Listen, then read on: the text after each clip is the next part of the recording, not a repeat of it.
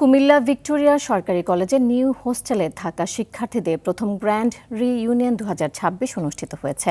সকালে কুমিল্লা পল্লী উন্নয়ন একাডেমি বার্ডে বেলুন উড়িয়ে নিউ হোস্টেল প্রথম গ্র্যান্ড রিইউনিয়নে উদ্বোধন করেন প্রাক্তন ছাত্র কুমিল্লা 6 আসনের সংসদ সদস্য মনিরুল হক চৌধুরী। বিশিষ্ট শিল্পপতি ভূঁইয়া ফাউন্ডেশনের চেয়ারম্যান কবির আহমেদ ভূঁইয়া, সাবেক সংসদ সদস্য গফুর ভূঁইয়া সহ নিউ হোস্টেলে থাকা 1965 ব্যাচ থেকে 2026 পর্যন্ত নিউ হোস্টেলে থাকা প্রায় 4000 শিক্ষার্থী উপস্থিত ছিলেন।